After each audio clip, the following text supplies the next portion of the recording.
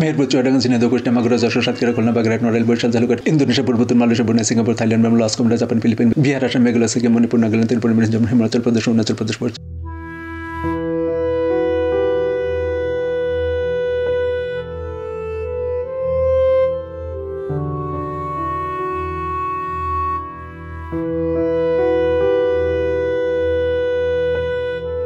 দুই মেয়ে, এক ছেলে।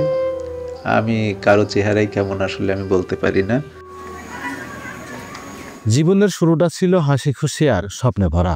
খেলাধুলা আর আনন্দে কেটেছে আমিরুল ইসলামের শৈশব। চলাফেরা খুব স্বাভাবিক দেখা গেলেও তিনি আসলে চোখে দেখেন না, এমনকি জন্মান্ধও নন তিনি।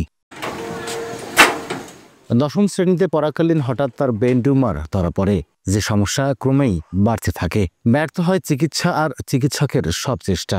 অপারেশনে টিউমার সারলেও চোখের আলো আর ফেরেনি। 2000 সালে সম্পূর্ণভাবে দৃষ্টিশক্তি হারান তিনি। তবে অন্ধকার জীবনের শুরুতেই থেমে যাননি আমিরুল। মনের আলোয় তিনি খুঁজে নিয়েছেন নতুন পথ, নতুন আলো। হলিদানি মাধ্যমিক বিদ্যালয়ে 2000 সালে যখন 10ম শ্রেণীতে পড়ি, তখন থেকে আমার দৃষ্টিশক্তির সমস্যা দেখা দেয়। এরপরে সিটি স্ক্যান করে দেখা গেল যে ব্রেন টিউমার হয়েছে।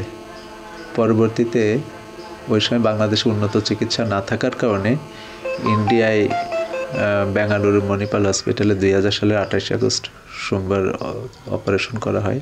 অপারেশন 2 মাস আগে থেকে চোখের সমস্যা, তবে দৃষ্টিশক্তি আর ফিরে আসেনি। বিগত 2 বছরের মধ্যে আমি প্রায় 100 গান নিজে রচনা করেছি।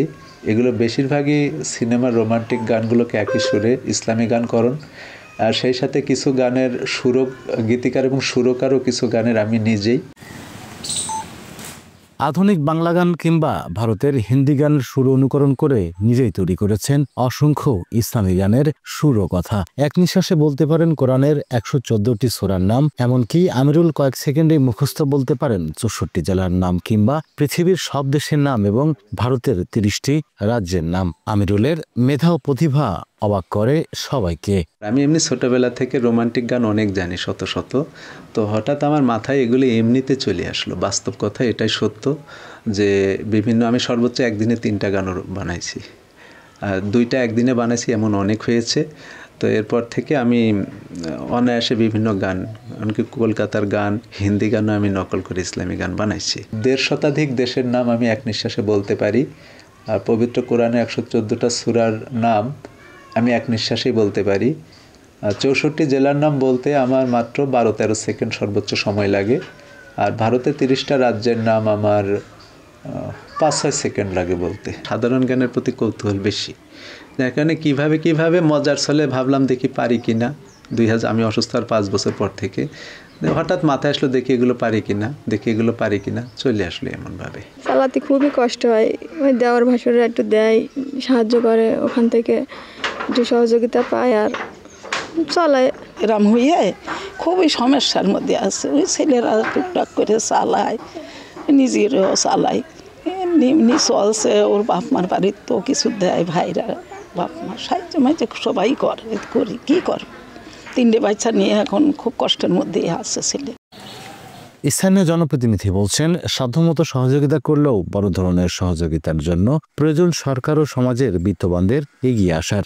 মেধাবী প্রতিবন্ধী বলতে পারি, যার পরিপ্রেক্ষিতে ওনারা গেছিলেন, যেটা দেখে আসছে। তো আমরা সাময়িকভাবে যতটুকু পারি, যখন যেভাবে আসে তখন এদের আমরা আর্থিক সাহায্য এবং ভিজিএফের মাধ্যমে যতটুকু পারি আমরা সহযোগিতা দিচ্ছি। কিন্তু এককালীন এত বড় ডোনেশন করার মতন অবস্থা ইউনিয়ন পরিষদের ফান্ডে থাকে না। তো যার পরিপ্রেক্ষিতে আমি আমার আদার্স যারা আছে এখানে সবাইকে অনুরোধ জানাবো, যারা আজকে এর সাথে জড়িত হচ্ছেন বা দেখছেন এই প্রোগ্রাম, তাদেরকে বলবো তাকে একটা অনুদান দিয়ে তার একটু সহযোগিতা করার জন্য। চিরদিনই